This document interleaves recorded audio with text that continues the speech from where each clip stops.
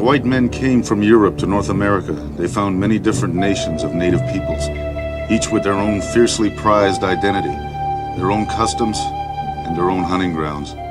Often these nations warred upon one another. But in the area now known as New York and Pennsylvania, the British and the French fur traders came upon a unique confederacy of 6 different nations who lived together in peace. These 6 nations were known as the Iroquois. By 1750, the French and British were headed towards war over control of this new world. Whoever won the allegiance of the mighty Iroquois would gain a vital advantage in the war to come.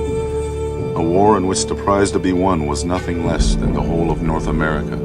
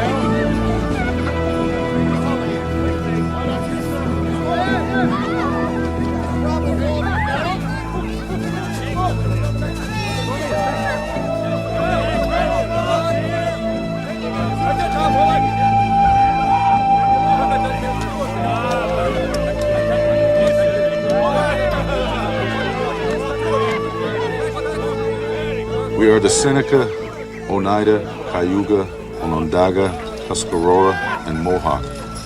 Together we are the people of the 6 nations. The English have always come to us with their gifts of muskets and knives and liquor to win the allegiance of our warriors. As a boy, I was fascinated by these white men with their strange customs. I thought they came in friendship, but I was wrong. The night before our meeting with the British, our ceremonial fire burned bright. Little did I know that the outcome of this meeting would affect our children and our children's children for all the years to come. I am called Taillon de Nega among the Mohawk Nation, but I became known to the world as the great war chief, Joseph Brant. That night, I sat with my clan brother and best friend, Lohahiyo. We were joined by a powerful man, Sir William Johnson, the Indian agent for the British King George.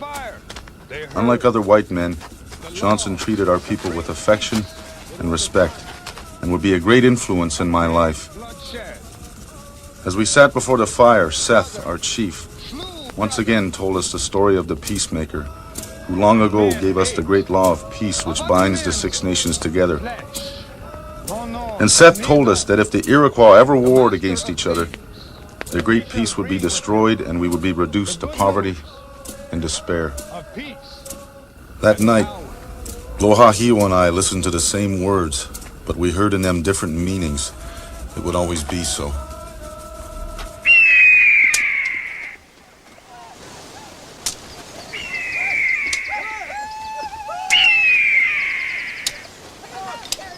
Lohahiyo! Lohahiyo! Lohahiyo!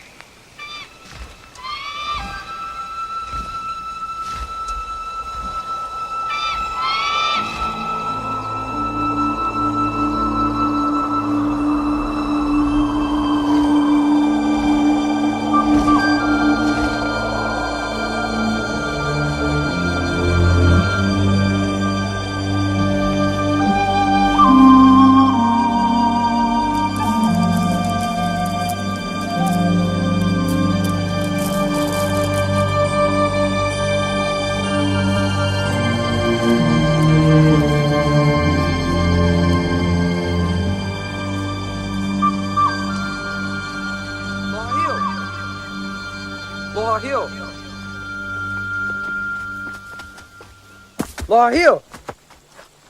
Are you all right? I think so.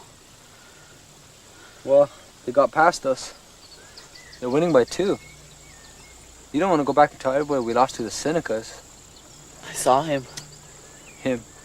Who? It was the Peacemaker. The Peacemaker. I did. It was him. Lono Sonido. I heard you. The Peacemaker. You must have hit your head on a rock. Let's go.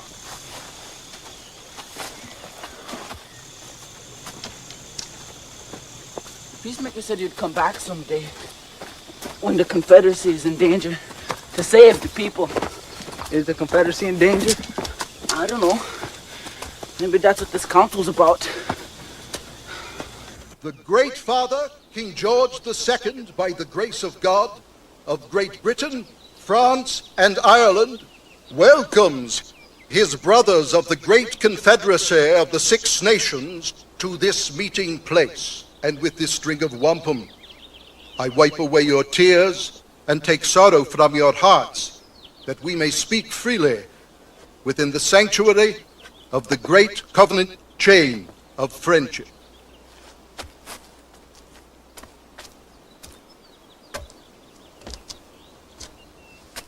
Why can't he simply come to the point? Johnson, what is this covenant chain of friendship business anyway? A sacred ritual, my friend. The covenant chain has been bound to the Six Nations of the Confederacy for centuries. Fortunately for our purposes, they extend it to any whom they count as a friend.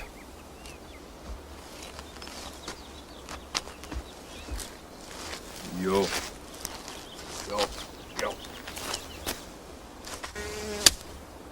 The Great Father further implores me... Penn, my dear fellow, you should smear a touch of Mohawk bear grease on that tender flesh of yours. It keeps little bastards away. You don't see the Iroquois smashing at themselves like that now, do you? I shouldn't fancy the stench of bear grease on me any more than I do on your heathen. I'll take the insects. Enough, man, fair enough. Covenant chain of friendship between his colonies and the great and fearless brethren of the Six Nations shall be forged to a new brightness, and together we shall stand against the French. Your eyes are all glazed over by those wagon loads of cloth and kettles. We have nothing to gain by binding ourselves to the British, and everything to lose. Would you make a treaty with the French? Mother Gashina, the English outnumber the French 5-1. English? What is an Englishman in the forest without a Seneca or a Mohawk to hold his hand? The English has better trade goods. It's always trade goods and liquor. The strength of the Confederacy is in not being dominated by either side. Let them go at each other's throats. But I think you like the Englishman's gold that comes from the sale of the lands. Who are your chiefs to talk about selling the land on the Susquehanna? You cannot sell what the Creator has given. But how are we to stop the white settlers? More of them every season, swarming over the eastern mountains like locusts from the British colonies. I don't know. But we're the ones who must decide. We must find a way, for the sake of them children and for the generations yet to come. I'm prepared to offer you 1,000 pieces of 8. Purchase all of the lands along the Susquehanna. It's all got to be cleared, cultivated. Move along, please. And must be planted before my family sees one single shilling. 1,000 pieces of 8, not a pound more. Tell them that. Grandpa. I heard you lost to the Senecas. It was close. But to the Senecas. Mother Gashina asked me to tell you that the clan mothers will speak with you before the sun goes down. All right, boy. You go on now. We have business here. Yeah.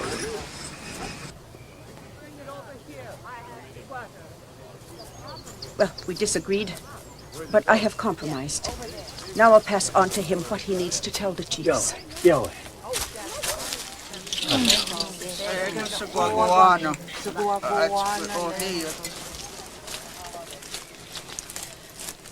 I have spoken with my sisters from all the nations of the Confederacy to come to a sense of the people.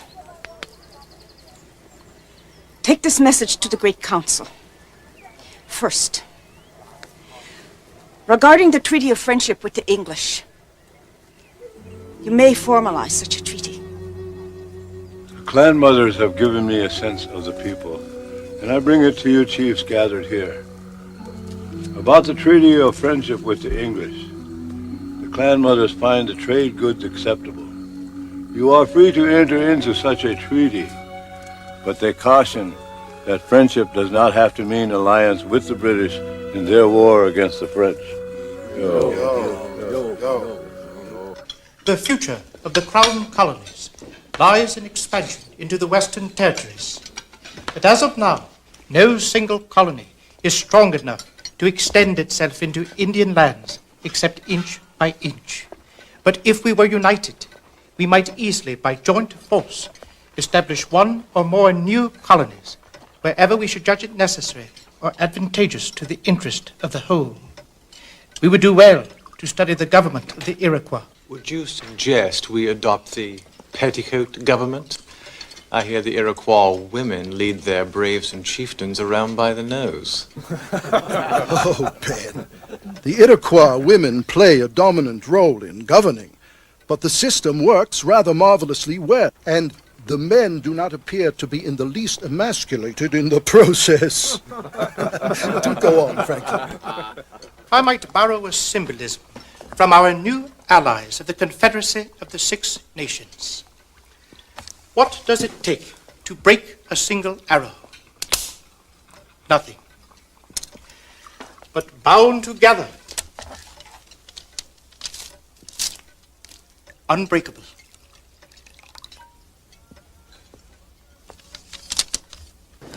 Blood, plunder, and glory's in the air, Mother. You couldn't hold your young men back now, no matter what. And for the Englishman's gold, we should turn our backs on the lands of the Susquehanna forever.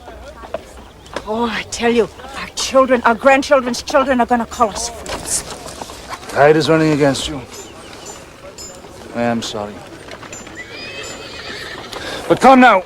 I've been a staunch friend for many years to your people. My people. Hey. Indian blood and Irish blood has run the same river. Knows the same troubles at the hands of the British. I've been your protector for many years that you were not aware of. Still, what's done is done, Mother. And there will be splendid times ahead. There will. Oh, no. Oh, no. Oh, no.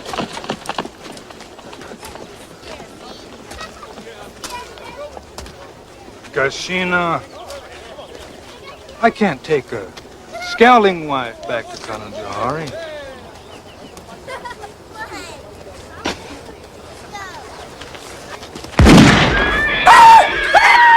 I, Tayon de Nega, got my first British musket, and I also took a British name, Joseph Brant.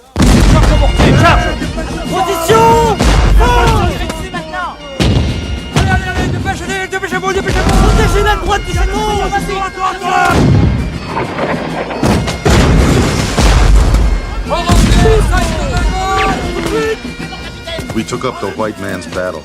It was my first taste of blood. The French were well fortified. Their cannons roared over my head. The British muskets answered from below. Screams of the dead and dying only fired my raging blood. On that day, I realized that I would be a warrior among my people. Wait up! Too far ahead of your mates, you bloody zealot! You want to be like that idiot British general down there? Stay low. We're well out above the French breastworks. Then we'll rain hell down on their backsides.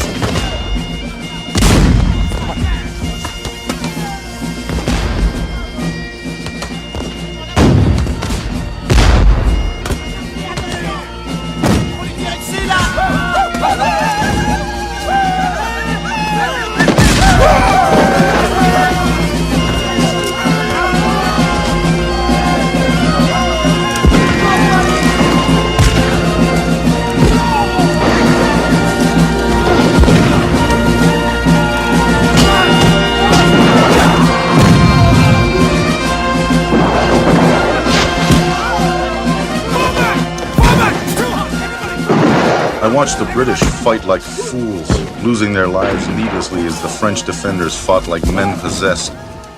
And while I was learning of my taste and talent for battle, my friend Loha Hio was at home schooling himself for a very different future. We are the chiefs of the Confederacy of the Six Nations. Tremble before our might. We hold in our hand all of the lands and people from the St. Lawrence and Great Lakes west to the distant Mississippi. We are a proud people, free and independent. Must we raise our entire hand against our enemies? No! Under the finger is enough!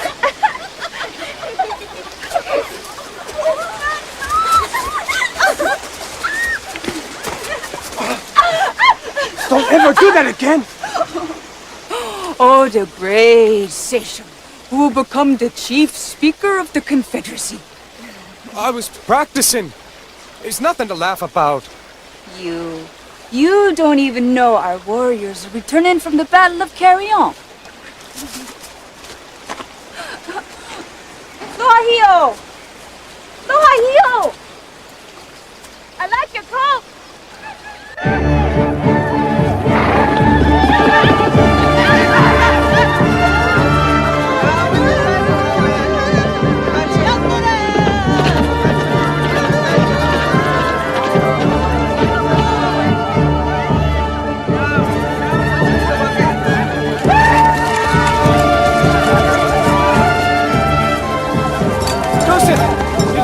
Frenchmen at Carillon. There was much killing, but no victory. Where'd you get that colt? Joseph!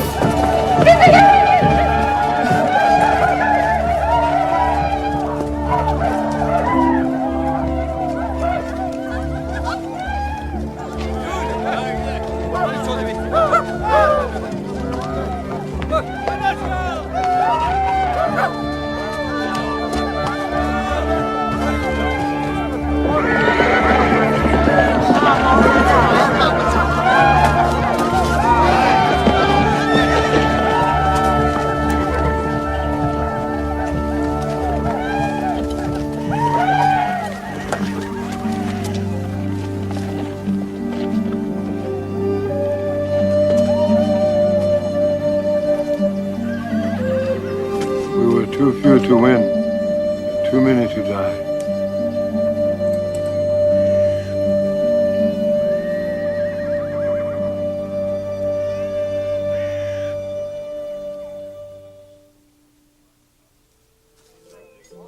Sir William Johnson built his home to serve both as a fortress in troubled times and as a place where he and my people could meet as friends in times of peace. My sister Molly lived there as Johnson's wife and bore his children.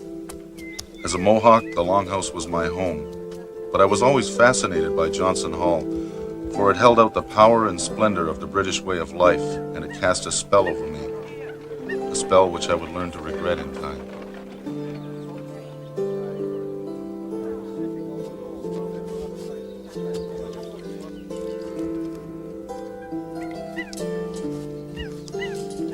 You willful Mohawk witch.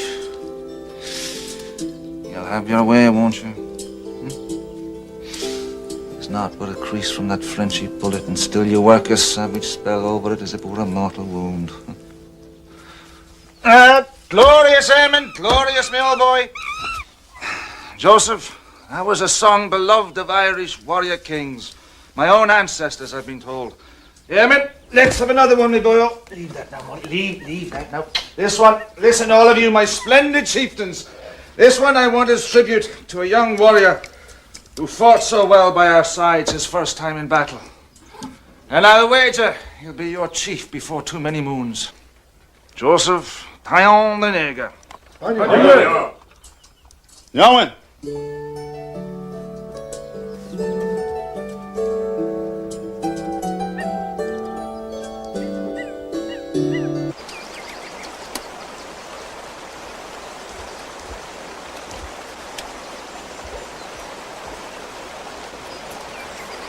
Oh, what's on your mind, Joseph Taillon the Nigger?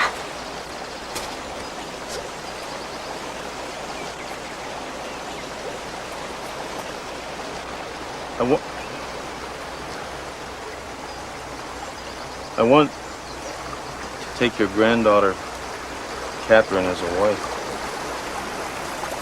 Catherine? Well, you're Bear Clan. She's Turtle Clan. And someday she's probably going to have my seat on the Council of Clan Mothers. Someday I will be a great chief of the Six Nations.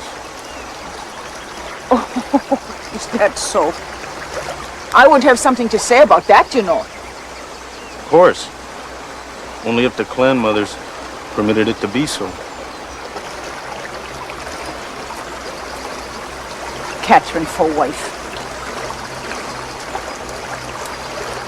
I'll have to think about it. Oh, was there something else, Joseph Tyondenega? No.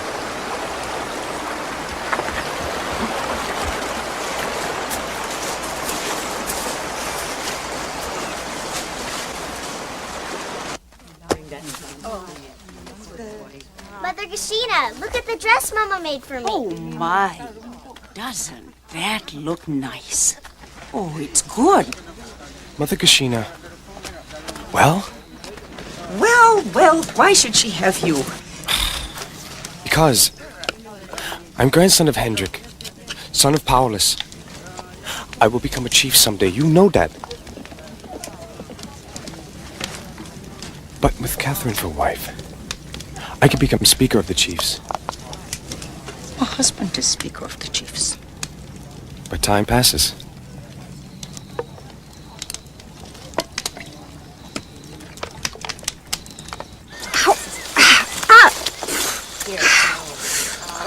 Keep picking, Catherine. There aren't any young men around to see you. Now, surely you must like one of them better than the other. Joseph. He's so handsome and strong. Then it's Joseph. Oh, no, Lohahio. He makes me laugh. Lohahio, then? Well, no. I mean, I liked them both. Grandma, I don't know how to choose. Well, my girl, you might not have to choose. What do you mean? Catherine, they both go up against the French in just a few days' time. Now, if one of them doesn't come back... But if they do both come back, I want you to come to me with your choice before winter.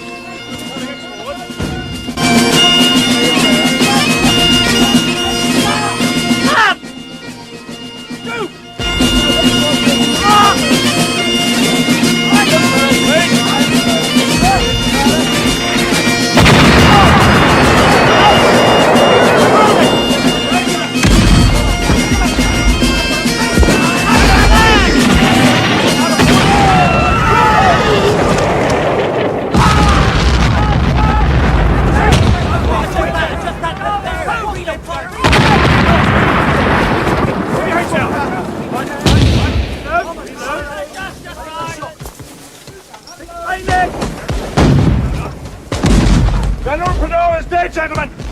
I am assuming command. You? I hold a king's commission as colonel of the Indians, sir. That makes me ranking officer.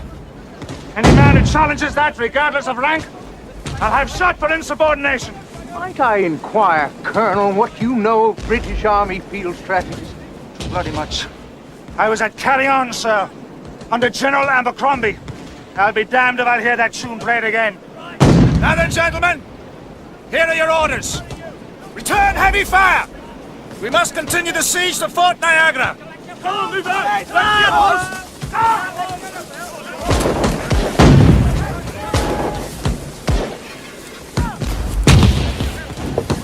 Word has it the French are sending up a support group from Detroit. My Iroquois will give us plenty of warning. Together we'll plan an attack to the west on half a day's notice.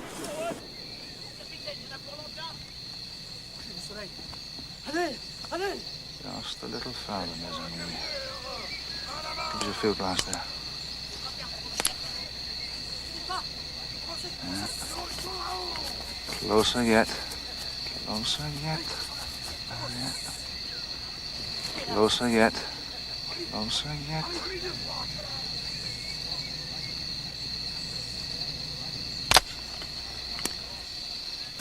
What's our signal?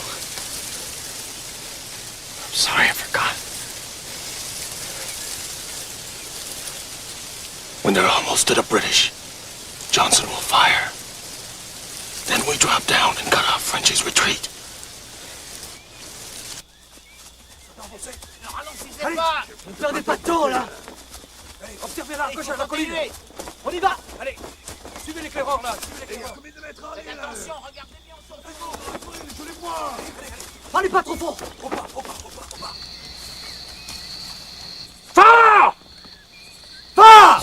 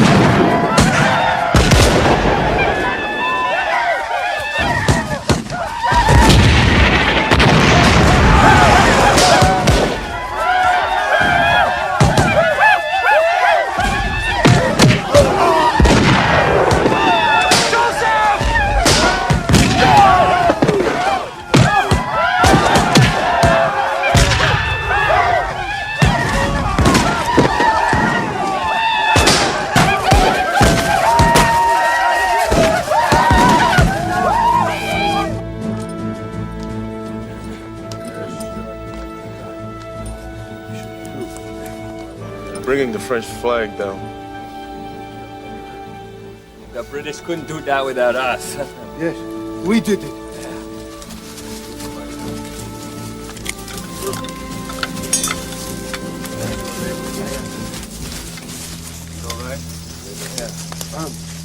Running the British flag up.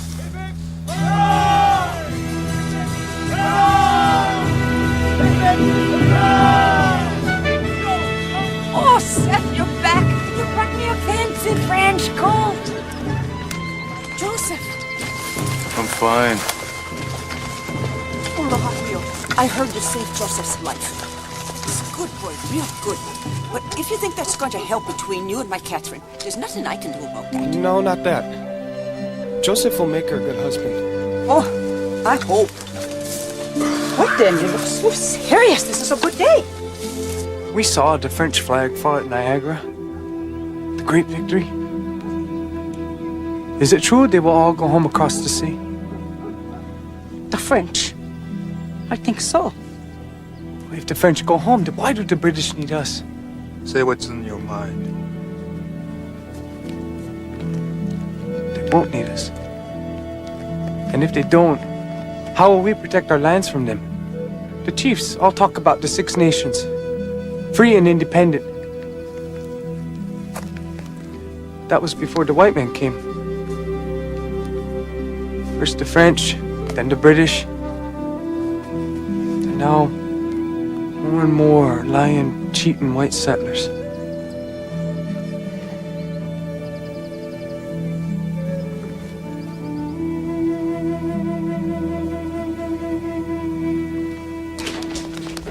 Molly!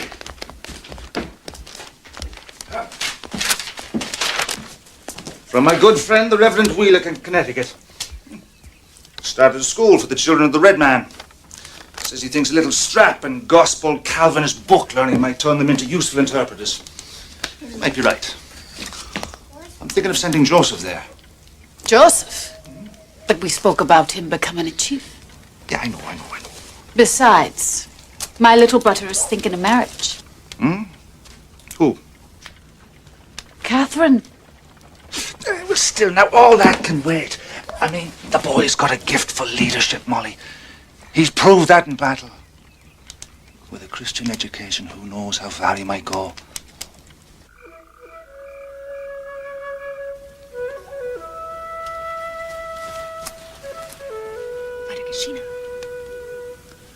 Sheena.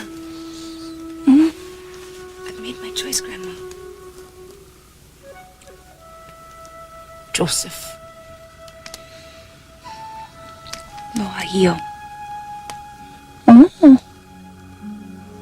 He's the one you love. I don't know. Sometimes I think I love them both. They seem to me to be two sides of the same thing. But you choose Loahio because he makes you laugh. No. Because I think he will become a chief of the Six Nations. It's possible. And if he is to become a chief, then it is more important for him to be guided in the ways of the family and love and the great law of peace. It's more important for him than for Brant. Brant won't have any trouble marrying. Half the girls are in love with him already, and the other half won't admit it. But he is a warrior. Do you think he will ever give more than a thought to the true meaning of the Great Peace? Or the fate of the people? You're going to have to put her behind you. You're not going to be happy around here, not now.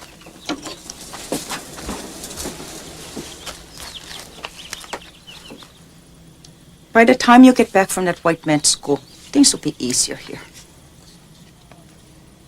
That's not a good reason to go. No, it's not. But Joseph, one day we're going to have to fight a great battle to defend the land from those white people. Joseph Tayangani, a leader of the Six Nations, needs to know as much as possible about an enemy like that. And that is a very good reason for you to go. But you must be careful not to become so fond of their ways that you ever forget who and what you are.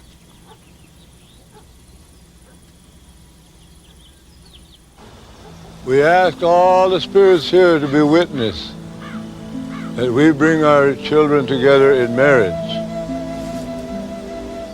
We are gathered on this special day to give thanks to Mother Earth for all that she gives us, for all the food that she gives us to live, for all the plant life, for the water, for the air that we breathe. We give thanks to the bird spirit and to the four sacred winds, that they be witness as we bring our two children together today.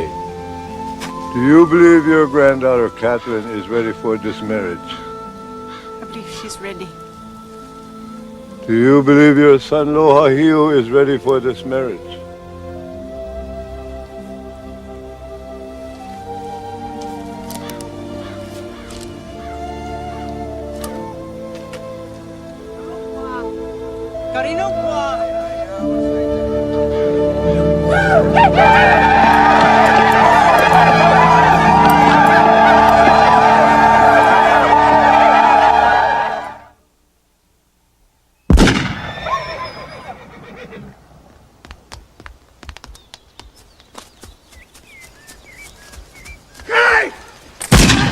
What in hell's own mischief are you shooting at up there? The French went home years ago. Eagles, Uncle, eagles. There's a flock of them about today. Eagles? Eagles, you blazing Egypt, you! You know that they're sacred to the Iroquois, and my blockhouse is a place for soldiers, not a perch for pot-shotting, besotted half-wits! You're in a rotten temper today, dear uncle. I was merely... Enough of that! Enough! Go! Go on and sort yourself up. Molly! The curse of a drunken nephew. But there's good news here. Good news in this letter. Listen to this. It's from the old teacher, Reverend Wheelock. Listen. With Joseph Brant, I am well pleased. I find him a promising youth. I find him sprightly genius, singular modesty, and a serious turn. Now, there's more. Listen. He has endeared himself to me by his amiable deportment and his laudable thirst after progress and learning. I shall return him to you with considerable sadness.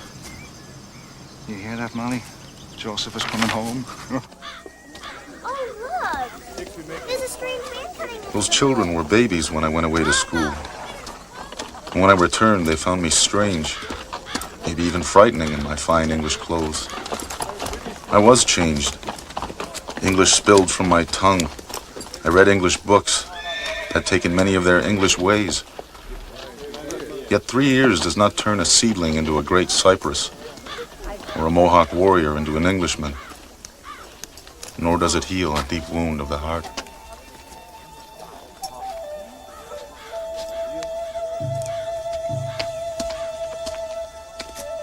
Sago, Joseph.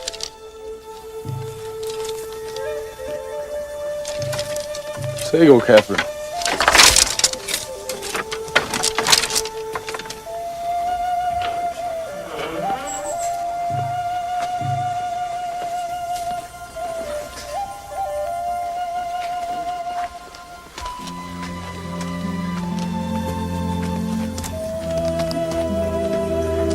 Sago.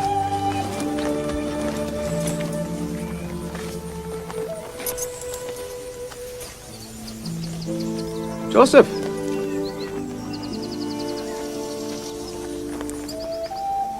Where'd you get that coat?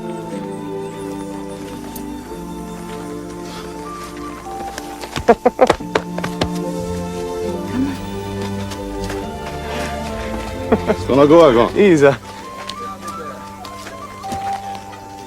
What's this? Our son. Should have brought him a gift. He already has something of yours. His name is Joseph.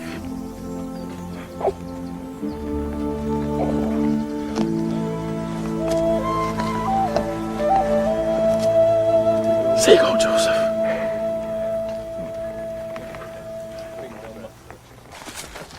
Did you see many white settlers while you were in Connecticut? Yes. They squabble among themselves. They defy their British king over taxation. Would they fight their great father over this taxation? Who cares what the white settlers do? I heard on the trail there was trouble in the west. The Shawnee, the Delaware, and the Odawa are driving off the white settlers. Some say they've killed many. I'm sure that's true. The wampum belts don't lie. It's said they follow a great Odawa chief, Pontiac.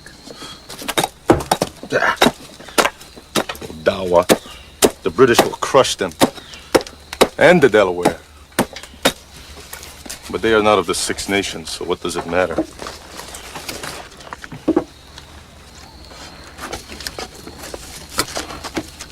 It does matter. There is more suffering. And every day, hatred for the British grows. Every day, more promises are broken. Our brother, the Seneca, at the western door. Some of them have raised the hatchet against the white colonials. Does Seneca fight the British colonists there? If what we hear is true. Then they are fools. I know how strong the British army is now.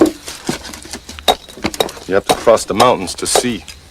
Have you been to Johnson Hall? Not yet.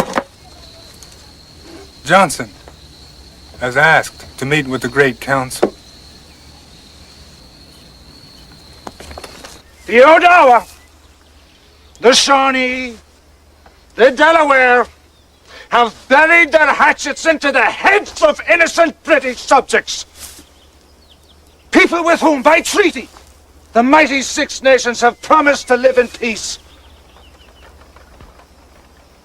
Therefore, I recommend to the wise sachems of the people that they consider these treacheries an insult to the sacred covenant chain of the wise nations of the people and the British.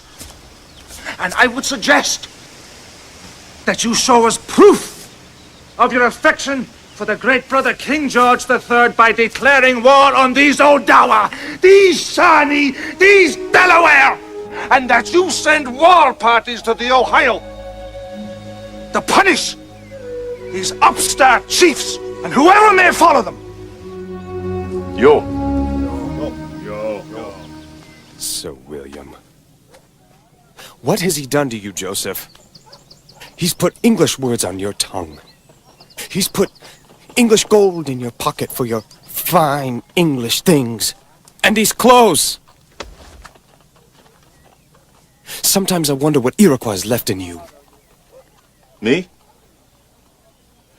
I am going to fight, as the great council of the people of the Longhouse has decreed. Because Sir William has tricked them again. You know so much more than the chiefs. I know what I know. And I know that you are too devoted to Sir William for your own good. Be careful what you say. Joseph, he is their creature. Then stay.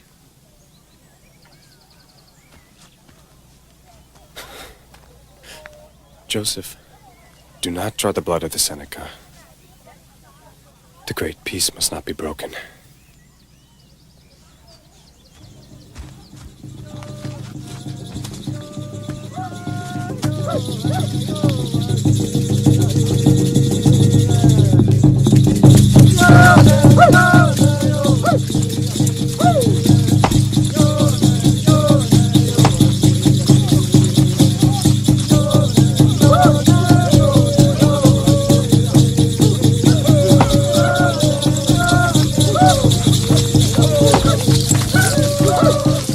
The British were our allies, so their enemies, the Delaware, must be stopped.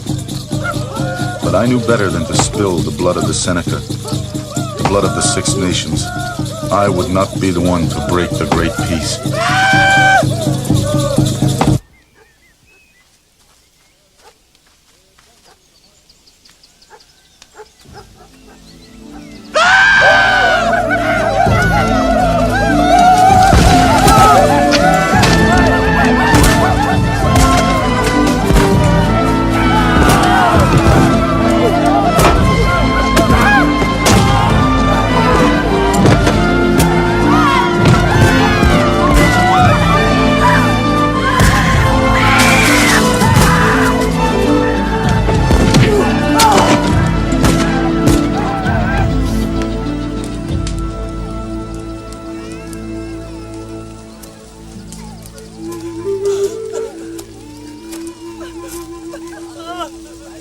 It was our custom to take as prisoners the men and women we captured, but it was never a custom that sat right with me.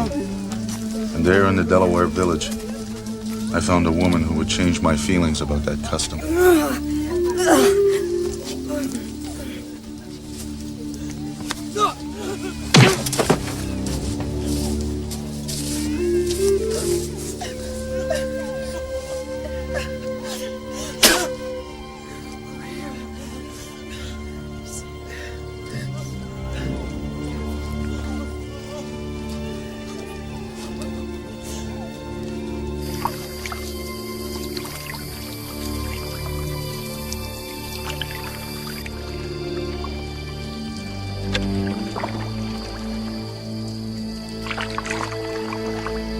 With my people,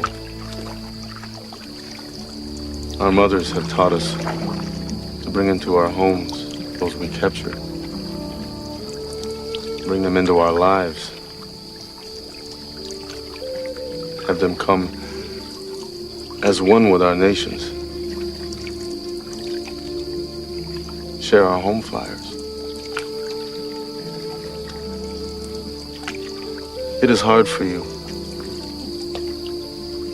what our ancient mothers have given us. I see that.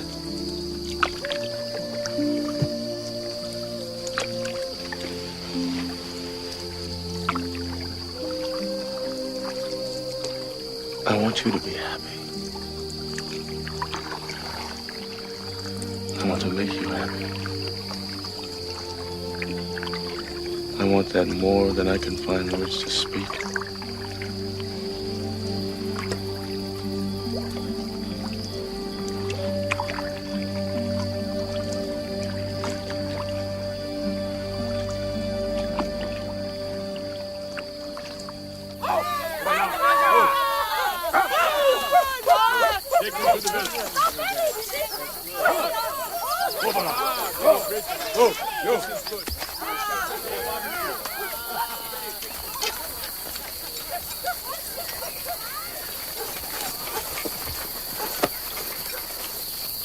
There were no Senecas there, so none were killed. The great peace has not been broken. We did as the British asked, and punished their enemies, the Delaware. Then we looked to Sir William and the British to keep their side of the promise, to stop their settlers from taking our precious land. As the years slipped by, we could only hope that the peace would continue.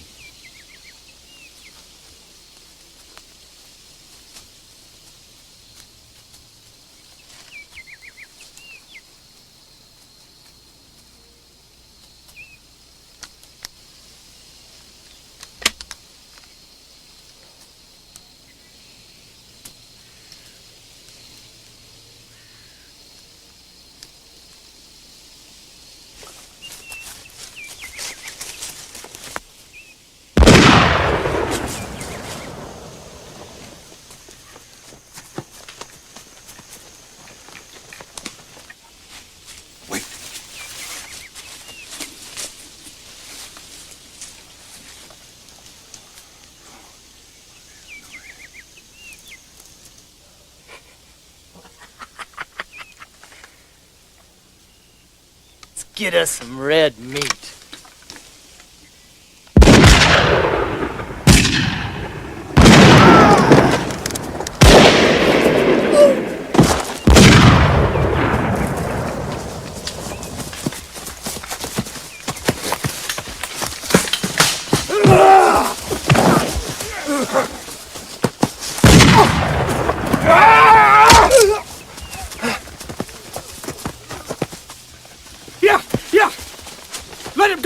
I want to find out where he goes. No. Go. Go. Go. Tenderset!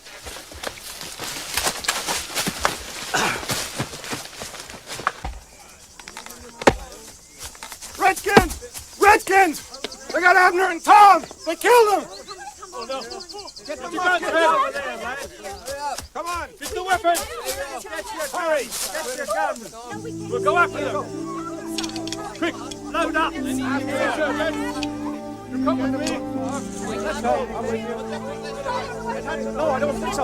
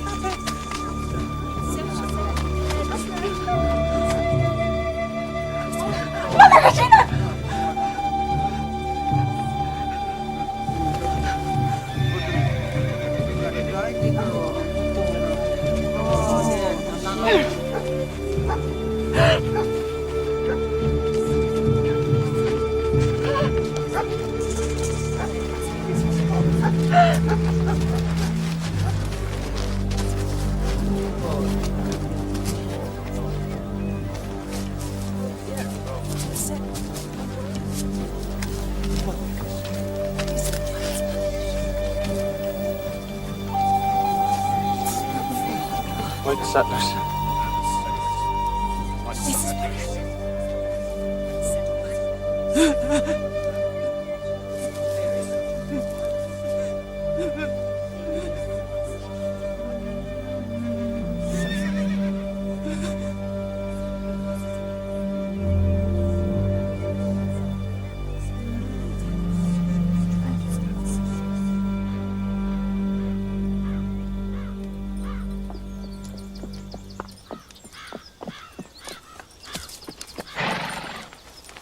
Thank you very much.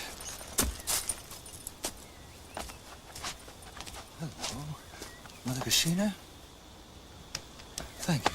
Thank you, darling.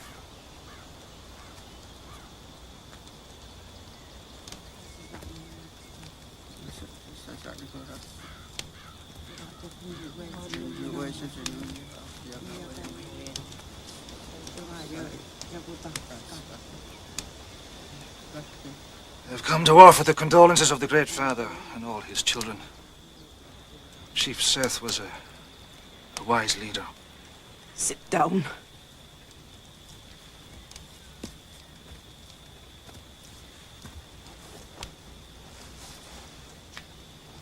My husband was killed by white squatters on our own hunting grounds. Despite the royal proclamation, the one that you said would prohibit them forever from settling across the Great Mountains. Mother Kashina, I've reported his death to General Gage. He'll do nothing. Why don't your English lords enforce the treaty?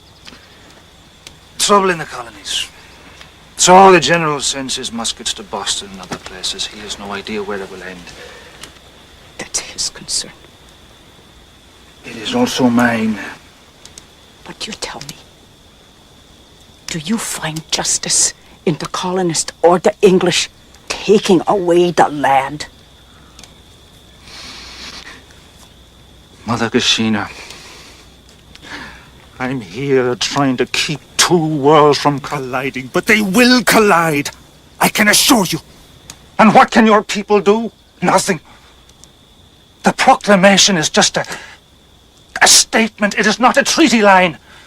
Where do the Great Mountains end exactly, Mother? Yes, the people know, but the colonists don't. It is not on paper. We have belonged to this land since the beginning. Your verbal claims mean nothing to the white man. You must do it their way.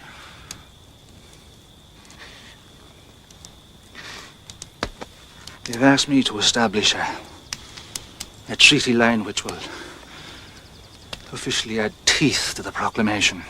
Another treaty which will require more concessions of land. But protection for all the Iroquois nations. I think we know too well your protection, Great Father. I don't deserve to be treated like your enemy. I've always had your best interest in my heart. Have you no loyalty in return? My loyalty is where it has always been, with the people. As is mine. My children are of your people, but they grow in a new world, Mother. And only those who can survive in it will grow stronger. Nothing will be handed to us here. Nothing comes easy. It is a fierce fight. And I used to think that you were our fighter. Oh, Johnson, see what you have become. Just go. Go!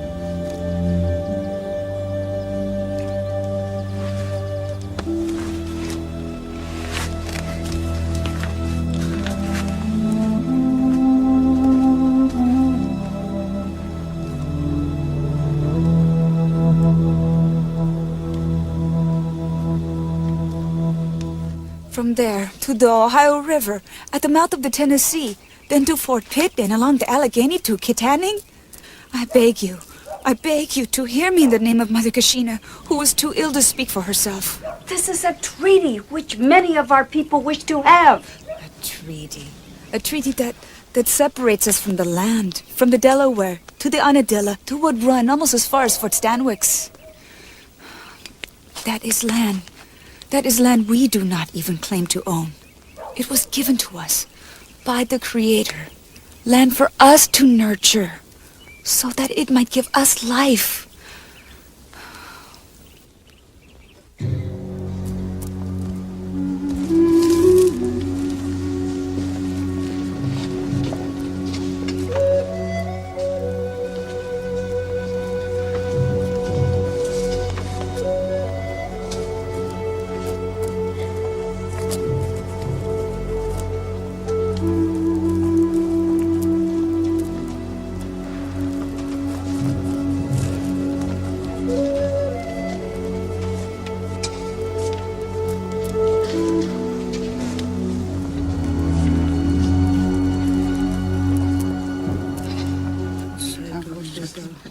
Catherine,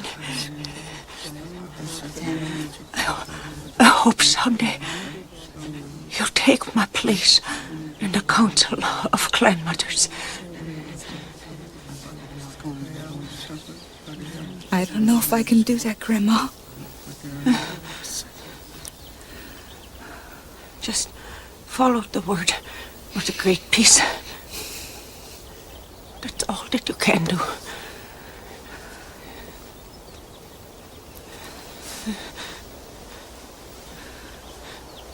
The Six Nations must not be divided. They must stand together.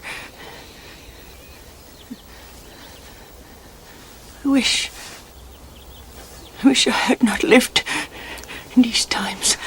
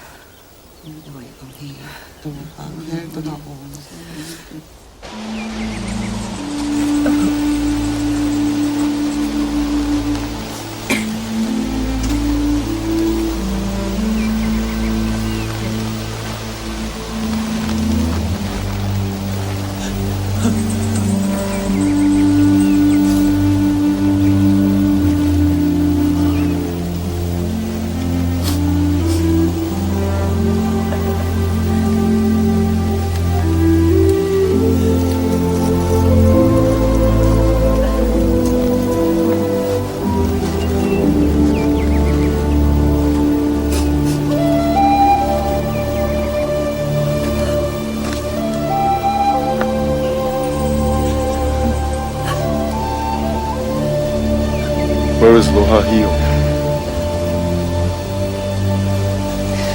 He went into the forest.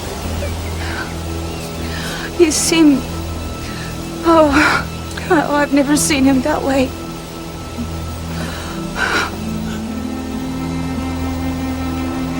Stay with her. See to the children.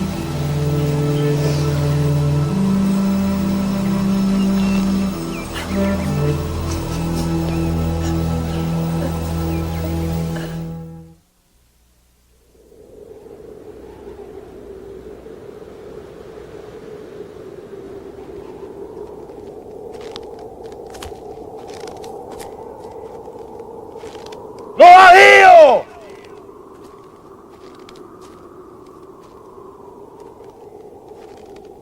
¡Lohahio!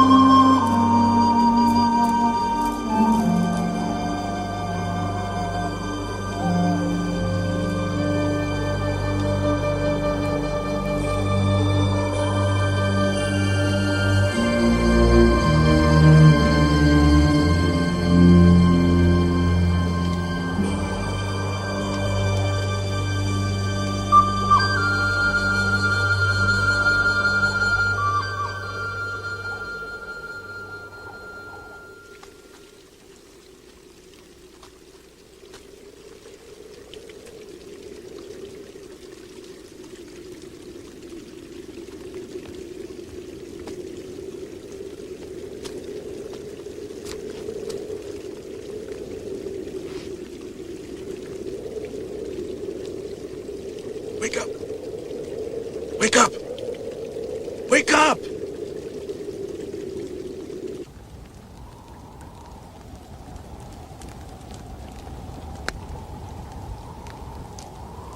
The time is near when the people of the Longhouse will regain everything that we have lost. All of the lands that have been sold or bartered away or stolen, spoiled, so there is no more life in the earth. How did you come by this belief? A vision. A very powerful vision brought to me by the Peacemaker. Oh, I know. For you, truth lies in solid things. Musket. A suit of fine English clothes, and books full of their words and accountings of their gold. Don't tell me what my truth is. Just because I take some things from the white man's world, it doesn't change my heart. I am still Tyondenega. Tyondenega. There will be a war between the colonies and the Great Father. That was in your vision? If the people of the Longhouse stand apart in this war, the colonists and the British will bleed each other to death. That won't happen. If there is a war, the British will win. And what difference does that make to us? The white man, any white man, is like a serpent with a big belly that eats everything in his path. He will destroy us if we don't force him out of the land. If that is what you saw in your vision, I don't believe it came from the Peacemaker.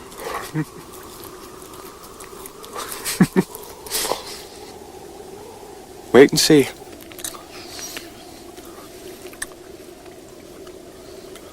But Tyondenega, you and I weren't born to be enemies. We were born to be brothers. That was also in your vision?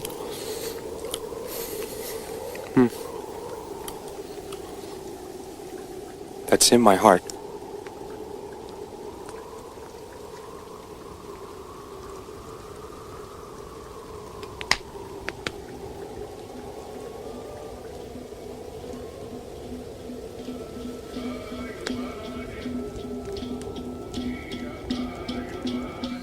Step forward, Lohahio.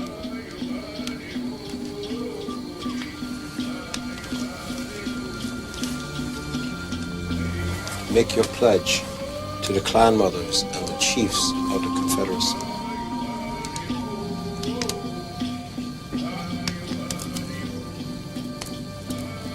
I will live in accordance with the laws of the Great Peace and exercise judgment in all affairs. Brothers, receive these strings of wampum as evidence of his pledge.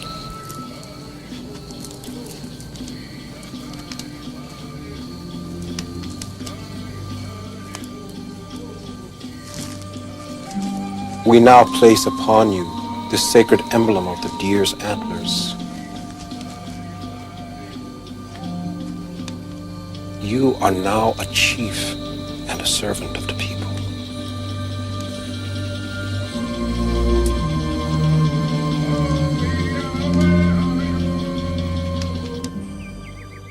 The Odawa and the Shawnee have taken up their hatchets once again. More innocent blood has been let on the banks of the Ohio with each passing day. Season after season, more white settlers crossed the great mountains in search of land. Our land. Age and failing health weighed heavily on Sir William Johnson. But since Sir William was powerless to stop the white invasion, Lohahio came to see him as an enemy. To cast from among you these foolish voices of discontent! The Great Father has been patient with his children. But, hear now! He accuses me. I do accuse you, Lohahio! No, William Johnson, I accuse you! Do you think that this bloodshed in the West is a thing I can raise at my command? Like starting a cooking fire in the forest? No. This killing rises up out of the earth, out of the forests and rivers of our lands because of what you are doing to the people of the Longhouse. What did you think would happen after you gave us the treaty at Fort Stanwix? You knew the white settlers would not stay within the treaty boundaries. You knew it would mean more killing, and you knew that the white squatters would cry for punishment, and those cries would become demands for more lands yet! And knowing all this, you still summoned the chiefs of the Great Council to your house and mouthed these empty words and accusations! Uncle! Uncle!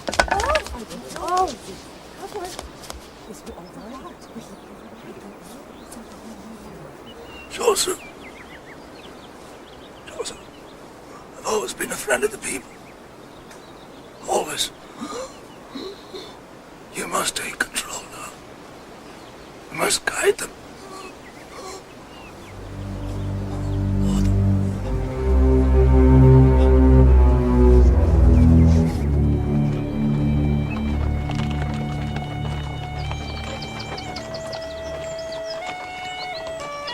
He taught me the fine ways of the British, and he sought to protect the Confederacy of the Six Nations.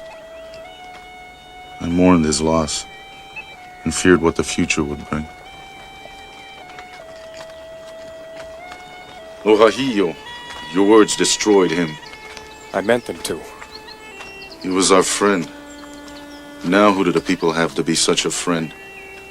The women fear more pain will come without him. I'm afraid too.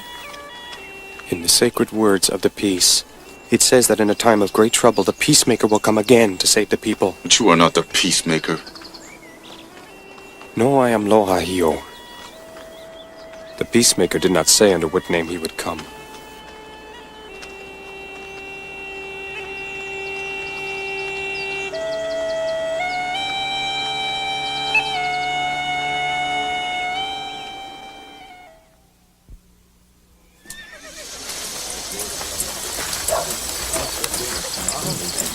There would be a war between the British and the colonists. And as before with the British and the French, the Six Nations would be pulled in two directions.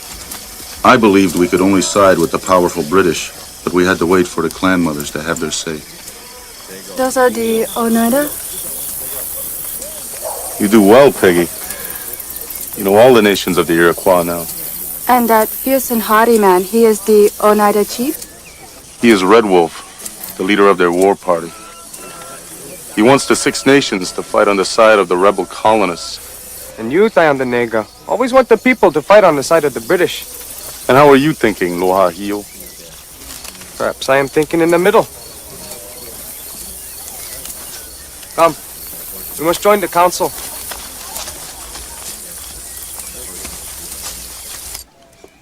Mother Catherine, I have come from the great council of the chiefs of the Six Nations to hear the wisdom of the clan mothers.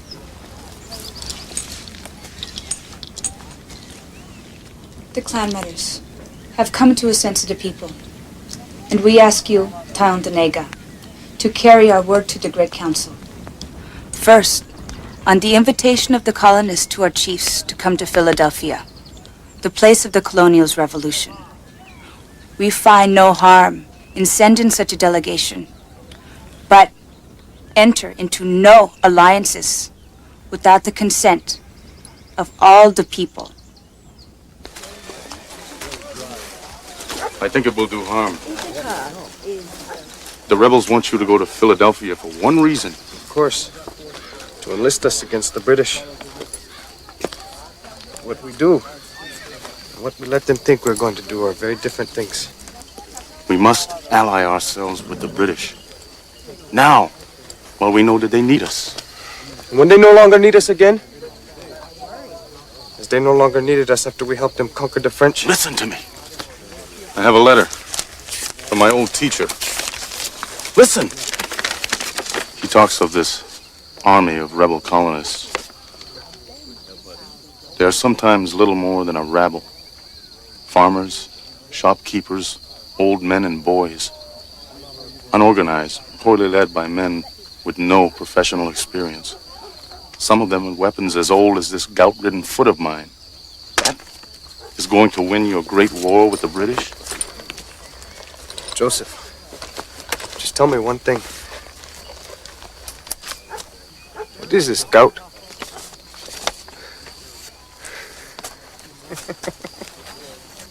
You laugh. You cling to your vision and you laugh.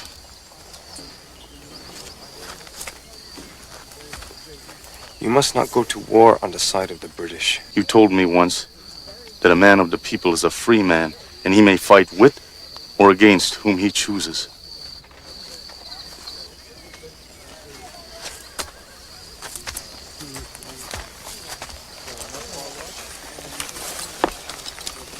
Joseph.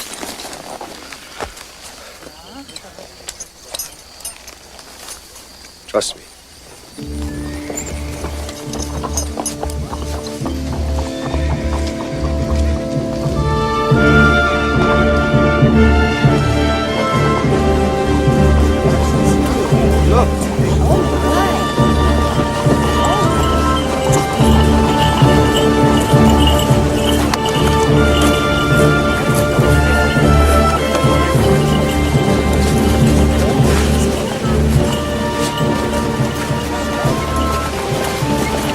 Brothers of the Six Nations, Americans, our colony of Massachusetts has been invaded by British troops. Her people shot, her houses burned. We have more in common with you than you might think. I have long sought to incorporate the principles of your confederacy into a plan for a union among the colonies. Most important of all, individual freedom and a great council in which no one voice speaks with total authority. More than once, I have used your symbol for strength in unity of bound arrows to sway my brothers.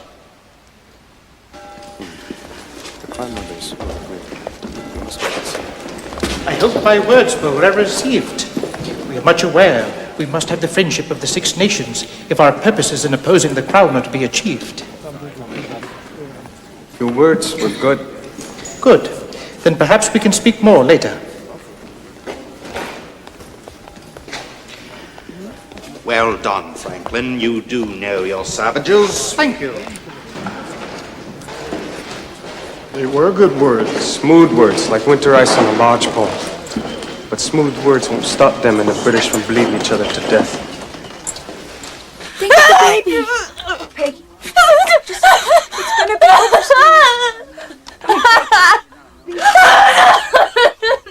It's gonna be over soon. I waited in the longhouse for the birth of our first child. I was filled with excitement, but time stood still as my beloved Peggy struggled. Yes, it's gonna be over soon.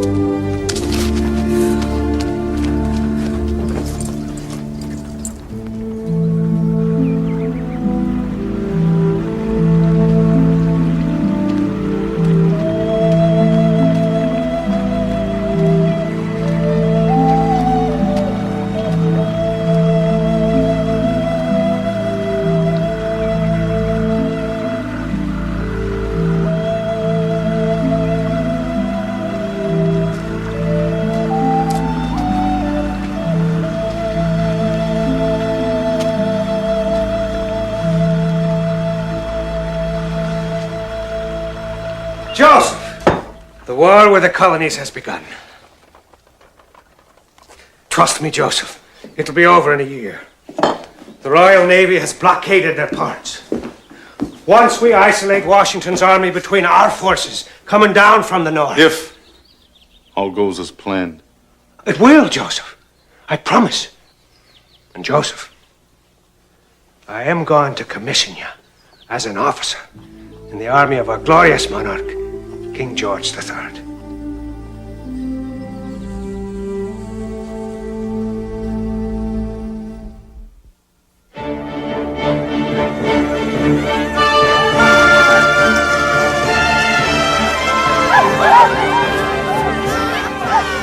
I was proud to be a captain in the British Army. I led my men, both red and white alike, as a Mohawk war chief and an English officer. I was a man like no other in the British Army, and I felt we must win this war to save my people. Sego! Skanagoaga! I didn't think you'd accept an invitation from the British. I came here to listen. I listened very well. Sego!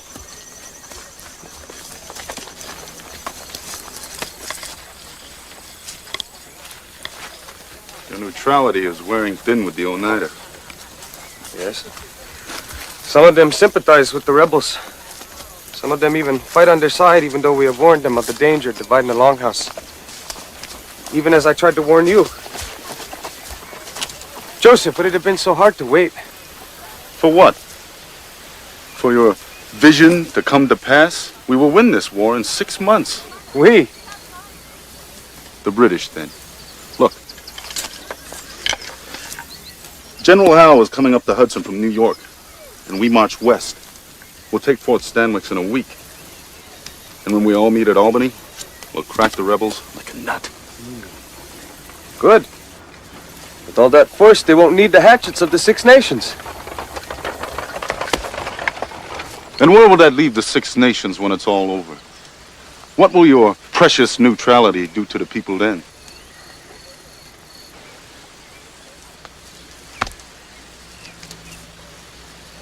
You told me once. You believed that we were meant to be brothers, not enemies. Lohahio, look at me. As your brother, I ask you to come with us. Not fight. You don't have to fight. Yet. Only be with us. Sleep with your words tonight. Perhaps our answer will come in my dreams. I like your haircut, brother.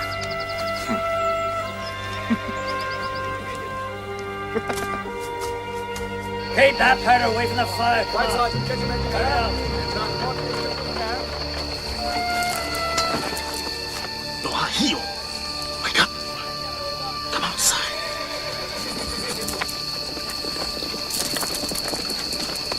What is it? A relief force of the rebel colonists is coming up from the south. Hundreds of them. We must stop them. We did not come here to fight. No? Well, now the fight is coming to you. Lohahio. How many women and children are with you? We don't have time to get them out. The rebels will count everybody here as an enemy. We must stop them.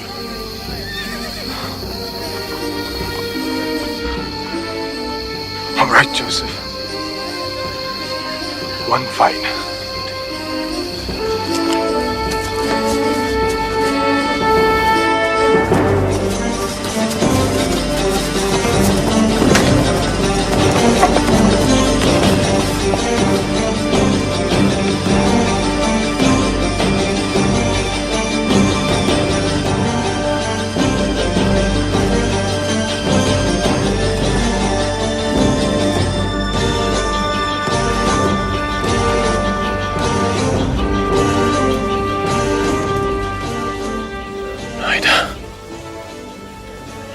It's too late.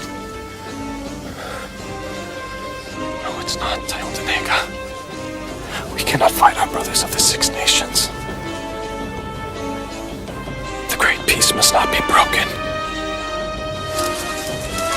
Lohahio! Snyder! Brothers, go back! Lohahio!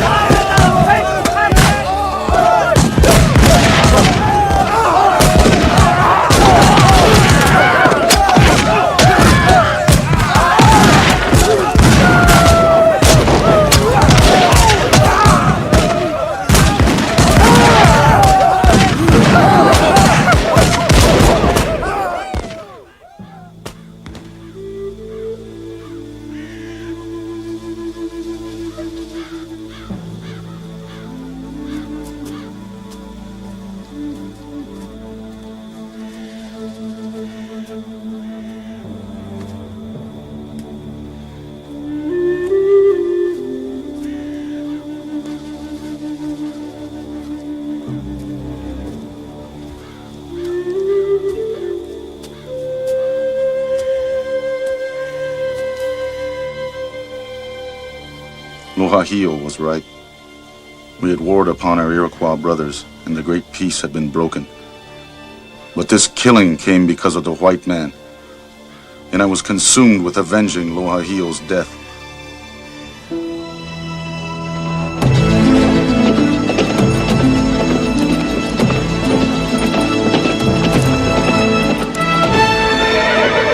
And so I put the colonial settlements to the torch, from Oriskany to the Susquehanna, Wyoming Valley, Andrewstown, German Flats. I became known as the Monster Brant, the best fighting weapon the British had. And where I left destruction and terror in my wake, the colonists grew angrier and stronger. They destroyed my people's villages and burned our sacred longhouses. And in the end, they were too strong, and the fire was turned against us fourfold. And my beloved British were nowhere to be found.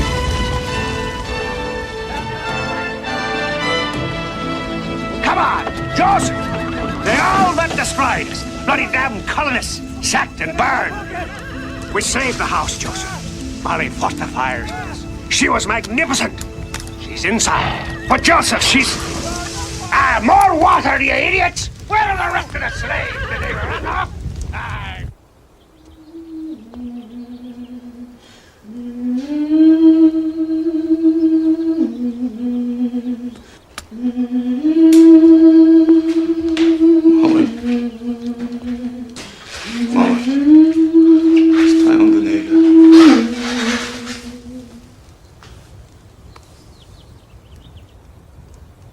We're putting out the fires. The worst is over. The worst. This is what our love for the British has brought us. Fire and destruction. The worst. The worst is just beginning. The British betrayed our trust. We fought the French and the colonists for them. But they didn't keep their side of the covenant. Where are they now? When they burn our homes, our cornfields.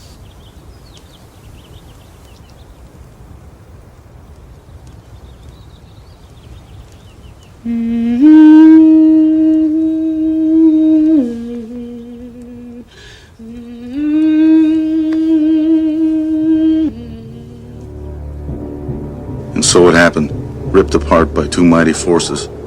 The great peace of the Confederacy of the Six Nations was broken, and the prophecy of the peacemaker was fulfilled. We were reduced to poverty and despair. The British Kingdom took much from us, and we were wrong to allow it. But the colonial government hasn't left us anything either. Just small pieces of land to the west. They have devoured our earth. Lohahio was right. He warned us. He would have found us a way to the great peace. But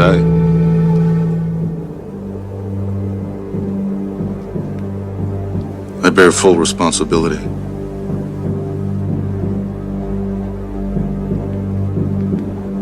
For these great ruins. Yes, you do.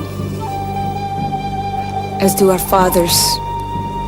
And theirs before them. All the way back to the chiefs who welcomed the first white traders into our midst. And then those later who traded the first pieces of land for metal hoes and knives and liquor. But Joseph, even your shoulders aren't big enough to bear all the responsibility. There are those of us who would divide our ancient sacred fire and carry it to Canada, where we can find a future for our people. We have brothers there. We could rebuild our longhouses there. How many will join me to carry our half of the fire and in search of a new home.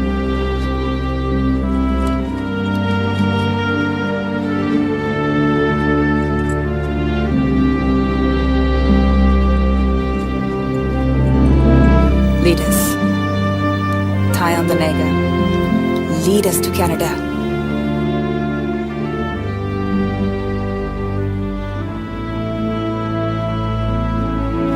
The Great Peace was shaken. Our Grand Council nearly destroyed. I thought I was right to honor the treaties we made with the British, but in the end, I was wrong. My people and I divided the ceremonial wampum belts in sacred council fire. As we turned our faces to Canada, we left behind a new nation, the United States of America. A nation that was created in our image and that was paid for with the blood of the Iroquois people.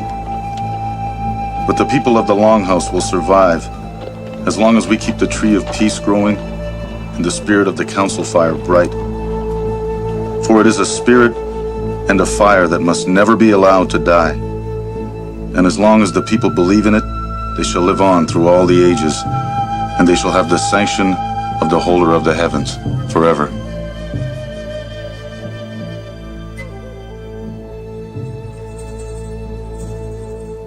Joseph Brant led his followers to Canada, arriving in 1785 and settling in what is now the province of Ontario. He died on November 24, 1807, at the age of 64. In modern times, the Central Fire has been rekindled at Onondaga Lake in central New York State, where the Six Nations regularly gather to guide the affairs of their people. The Iroquois have preserved their traditional way of life by passing the customs and ways of the ancestors down through the generations. To this day, the people of the Longhouse remain united in the spirit of the Great Peace.